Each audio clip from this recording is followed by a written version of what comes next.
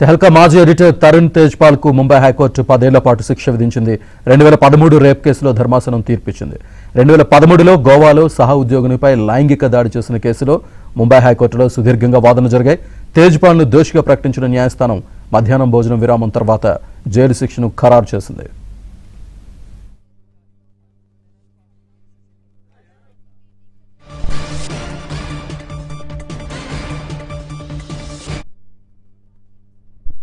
For all the offences that he was charged for, and he has been sentenced to 10 years rigorous imprisonment and a fine of 5 lakhs.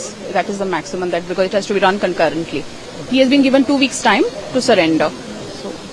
Whichever cases we are serious about and we are taking the investigation in a right perspective, we are seeing that the all investigation is carried out speedily, expeditiously, efficiently, and the evidences are placed before the court through the charge sheets.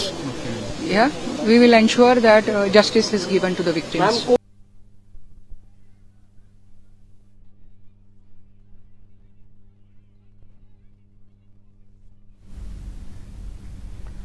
Tehelka మాజీ editor Tarun Tejpal కు Mumbai high court 10 ఏళ్ల పాటు శిక్ష విధించింది. 2013 rape కేసులో ధర్మాసనం తీర్పిచ్చింది.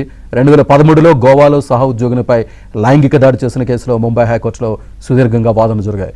తేజ్పాల్ ను దోషిగా ప్రకటించిన న్యాయస్థానం మధ్యాహ్నం భోజనం విరామం తర్వాత జైలు శిక్షను ఖరారు చేసింది. పూర్తి డీటెయిల్స్ మా కరెస్పాండెంట్ సతీష్ అందిస్తారు. సతీష్, శ్రీనివాస్, ప్రముఖ మీడియా సంస్థ తెహల్కా మాజీ తరుణ్ తేజ్పాల్ కు ఎదురు దెబ్బ తగిలిందని చెప్పాలి. అత్యాచారం కేసులో బాంబే హైకోర్టులోని గోవా ధర్మాసనం అతన్ని దోషిగా తెలిసింది. 2013లో జూనియర్ సహోద్యోగిపై అత్యాచారం చేసిన కేసులో ఈ తీర్పు వెలువరించడం జరిగింది. 2021లో ట్రయల్ కోర్టును తేజ్పాల్ ను నిర్దోషిగా తేల్చగా తాజాగా హైకోర్టు ఈ తీర్పును రద్దు చేస్తూ ఉత్తర్వులు జారీ చేసింది. ఇక 2013లో గోవాలో జరిగిన థింక్ ఫస్ట్ ఈవెంట్ లో పాల్గొన్న సమయంలో హోటల్ ఎలివేటర్ లో తేజ్పాల్ తనపై తన సహోద్యోగిపై అత్యాచారం చేసిన బాధ్యతలు ఆరోపించడంతో అదే ఏడాది నవంబర్ లో అతన్ని అరెస్ట్ చేయగా ఆ తర్వాత బెయిల్ పై విడుదలయ్యారు. అయితే ఈ కేసుపై 2017లో మాపుల ట్రయల్ కోర్టుకు సంబంధించి విచారణ ప్రారంభంగా తేజ్పాల్ ను నిర్దోషిగా తెలుసు 2021లో న్యాయస్థానం తీర్పు వెలువరించింది. దానిని గోవా ప్రభుత్వం హైకోర్టులో సవాల్ చేసింది. ప్రభుత్వం తరఫున సొలిసిటర్ జనరల్ తుషార్ మెహతా వాదనలు వినిపించారు. తీర్పు అనంతరం